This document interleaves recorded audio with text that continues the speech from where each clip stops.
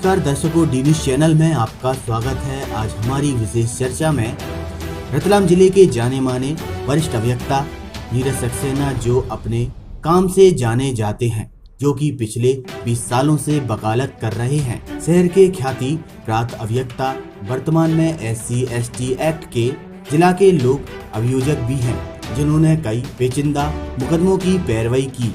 सरकार ने कई बार इन्हें इस कार्य से सम्मानित भी किया है, जो कि रतलाम के जघन्य और सनसनी मुकदमों को देख रहे हैं और सफल पैरवी कर रहे हैं। आइए हमारे साथ फोन लाइन पर जुड़ चुके हैं रतलाम से वरिष्ठ अभियंता नीरज सक्सेना। जानते हैं इनसे रतलाम जिले में कोरोना की क्या स्थिति है। आज हमारे साथ हमारे विशेष प्रोग्राम में रतलाम के जाने माने एडवोकेट नीरज सक्सेना, विशेष लोक अभियोजक, मध्य प्रदेश शासन, जिला न्यायालय रतलाम जुड़ चुके फोन लाइन पर। सर, हमारे चैनल डी न्यूज में आपका बहुत बहुत स्वागत है। धन्यवाद अनिल जी। सर, आज हम आपसे जानना चाहेंगे रतलाम में अभी कोरोना संक्रमण की क्या स्थिति चल रही है। देखिए अनिल जी, वर्तमान में संपूर्ण विश्व जो है इस महामारी से गुजर रहा है। रतलाम में जिला न्यायालय, जिला अधिकारी के द्वारा, हमारे जो जिलाधीश महोदय हैं उनके द्वारा, पुलिस अधीक्षक महोदय के द्वारा लगातार इस विषय में गंभीर रूप से प्रयास किए गए। उनके जो प्रयास रहे हैं वो काफी सराहनीय रहे हैं। रतलाम की स्थिति काफी अच्छी है। ताजा स्थिति के हिसाब से मात्र 2 पेशेंट रतलाम में पॉजिटिव। जी, कोरोना महामारी में वहाँ रतलाम में जनजीवन किस प्रकार प्रभावित हो रहा है। देखिए, लॉकडाउन का एक चौथा चरण है। ऐसा लग रहा है कि बहुत कुछ बदल चुका है। केंद्रीय गृह मंत्रालय ने जो निर्देश दिए हैं उनका पालन सही तरह से नहीं हो पा रहा है। कई राज्य सरकारें अपनी ओर से नियम बना रही हैं। सबसे विचित्र बात यह है कि जिला और पुलिस प्रशासन जो है विभिन्न प्रकार से नए नए नियम जो अपनी ओर से जनता पर दे रहे हैं, थोप रहे हैं जी, उनसे आम जीवन जो है जनता का वो प्रभावित हो रहा है। और निश्चित रूप से जो 2 गज की दूरी है जी, उसका पालन करते हुए जनता सैनिटाइज की जो नियम है, 2 गज की जो दूरी है, इस प्रकार के नियमों का पालन करते हुए अगर वो जनजीवन जो है वो नियमित रूप से चलता है जी, तब जाकर के छोटी दुकानें आदि जो व्यापार हैं वो बढ़ सकेंगे। क्योंकि सेंट्रल गवर्नमेंट की जो गाइडलाइन है उसके हिसाब से सुबह 7 बजे से शाम को 7 बजे तक लोगों को बेरोक आना जाना है जी। पर उसके उपरांत भी क्या है कि जो विभिन्न प्रकार के जिले हैं उनको इस प्रकार से जो अधिकार दिए गए हैं कि वे अपने हिसाब से उनका जो टाइम घटा बढ़ा सकेंगे। उसमें जो छोटे व्यापारी हैं उनका सामान बिक नहीं पा रहा है। साथ में क्या है कि जो उत्पादन हो रहा है, जो कल कारखाने उत्पादन करके मार्केट में अपने प्रोडक्ट को बेच रहे हैं जी, वैसी स्थिति में लोगों को जब अगर वो प्रोडक्ट मार्केट में नहीं बिकेंगे तो काम धंधा आगे बढ़ने में मुश्किल हो जी। देखा गया है कि सरकार ने भी पहले नियम निकाले थे कई कारखानों के ऊपर, जो उनके कारखानों के संचालक थे उनको बोला था कि आप मजदूरों को बंद ना करें, और अगर बंद कर रहे हैं तो उनकी जो पगार वगैरह है वो उनको नियमित रूप से दी जाए। पर अधिकांश मामले अब सामने आ रहे हैं कि उन लोगों को बंद कर दिया गया, जो मजदूर थे वो घर बैठे हैं और अब संचालक उनको पैसे भी नहीं दे रहे हैं। इस पर क्या कुछ प्रकाश डालना चाहेंगे आप। देखिए अनिल जी, कोरोना वायरस के कारण उपजे संकट से लड़ाई लड़ने के लिए हर नियम का पालन होना चाहिए जी। साथ ही भारत में लाखों मजदूरों को इतनी विकट परिस्थिति में अपने घरों की तरफ लौटना पड़ा है।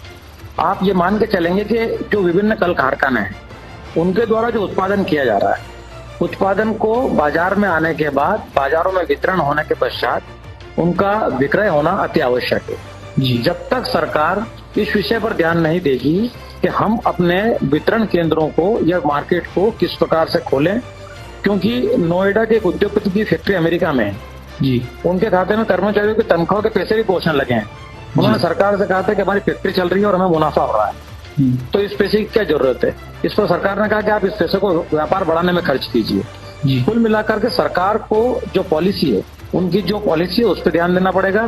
क्योंकि छोटे व्यापारी जो है जी, उनकी स्थिति ऐसी है कि वो उनके यहाँ प्रोडक्ट बना चुके हैं, उनके यहाँ पूर्व में लॉकडाउन से पहले, जनता कर्फ्यू से पहले जो उत्पादन रखा हुआ था उस उत्पादन को वो मार्केट में नहीं बेच पाए थे। वैसी स्थिति में वापस उस प्रोडक्शन को वापस वो प्रोडक्ट करना नहीं चाहेंगे, क्योंकि वैसी स्थिति में मार्केट में अगर वो प्रोडक्ट नहीं बिकता है तो उनके पास बड़ी मात्रा में प्रोडक्शन खड़ा हो जाएगा। वैसी स्थिति में सरकार को अपनी पॉलिसीज के अंदर इस बात पर ध्यान देना चाहिए जी। क्या कोरोना से लड़ने के लिए लॉकडाउन ही एक उपाय है। देखिए अनिल जी, वर्तमान समय की परिस्थिति को देखें हम तो आदरणीय प्रधानमंत्री महोदय ने जिस प्रकार से लॉकडाउन प्रारंभ किया था उसके काफी अच्छे नतीजे और परिणाम हमें देखने को मिले हैं। आप देखेंगे कि लॉकडाउन के अलावा हमारे पास जो वर्तमान समय में उपचार हैं उनमें सबसे अच्छा उपचार है सोशल डिस्टेंसिंग का। जी वर्तमान समय में चूंकि जब तक इसका एंटीडोट नहीं मिलता है, वैक्सीन नहीं आता है या कोई प्रॉपर दवाई इसी मार्केट में नहीं आती है, तब तक हमको चूंकि हमारी जीविका पे भी ध्यान देना है, और जीविका पे ध्यान देने के लिए हमें सबसे पहले यहाँ पर सोशल डिस्टेंसिंग और 2 गज की दूरी के साथ जीविका चलाना पड़ेगी, और लॉकडाउन इसका निरंतर और लंबे समय तक चलने वाला उपचार है। जी, जिस तरह से अभी छोड़ दी जा रही है शासन द्वारा, तो क्या लगता है आपको इसमें संक्रमण बढ़ने की आशंका हो सकती है? देखिए, चूंकि उसके दोनों पहलू हैं, संक्रमण की आशंका तो हर स्तर पर हर प्रकार से होती है, परंतु जिस प्रकार से सेंट्रल गवर्नमेंट ने गाइडलाइन बनाई है, उससे हम ये निश्चित रूप से अनुमान लगा सकते हैं कि उस गाइडलाइन का यदि विधिवत पालन किया जाएगा तो निश्चित रूप से क्या है कि सोशल डिस्टेंसिंग जो है उस संक्रमण को कम करेगी, पहली चीज। दूसरी बात यह है कि जो 2 गज की दूरी वाला मामला रहा है, वो उसका एकमात्र उपचार है। आप जितना संक्रमण से दूर रहेंगे, क्योंकि क्या है कि आपने पहना मास्क, मैंने पहना मास्क, तो उसके संक्रमण की जो दर है वो बिलो 10% हो जाती है। वैसे स्थिति के अंदर हमको मास्क पहनना अनिवार्य होना चाहिए। साथ में क्या है कि जिस प्रकार से सेंट्रल गवर्नमेंट गाइडलाइन दी है, उसका फॉलोअप जो है वो स्टेट गवर्नमेंट को, जो जिले हैं उनके जिलाधिकारी महोदय को करवाना चाहिए। जी, आप एक एडवोकेट भी है, तो हम आपसे जानना चाहते हैं कि अभी रतलाम जिले में जो न्यायालय है वो किस तरह से संचालित हो रहे हैं? देखिए, संपूर्ण देश के अंदर न्यायालयों की स्थिति इस समय वीडियो कॉन्फ्रेंसिंग के माध्यम से प्रकरणों का निराकरण किया जा रहा है। सुप्रीम कोर्ट की गाइडलाइन के हिसाब से माननीय उच्च न्यायालय मध्य प्रदेश, साथ में जिला न्यायालय रतलाम सहित अन्य जिला न्यायालयों में सारे काम जो है वो वीडियो कॉन्फ्रेंसिंग के माध्यम से, वीसी के माध्यम से सुनवाई हो रही है। अति आवश्यक प्रकरण जो है, जो वेरी अर्जेंट नेचर के हैं, उनको वीसी के माध्यम से संपन्न किया जा रहा है। जी, अब हमारे चैनल के माध्यम से अपने रतलाम शहर की जनता को क्या संदेश देना चाहेंगे? मैं रतलाम की जनता को संदेश देना चाहूंगा कि वे सेंट्रल गवर्नमेंट की गाइडलाइन का पालन करते हुए सोशल डिस्टेंसिंग का पालन करें, मास्क लगाएं, सड़कों पर भारी भीड़ इकट्ठी ना करें, अति आवश्यक होने पर ही सड़कों पर निकलें। क्योंकि क्या है कि जनता अगर स्वस्थ रहेगी तो वैसी स्थिति में अन्य लोगों को इसका सीधा लाभ मिलेगा।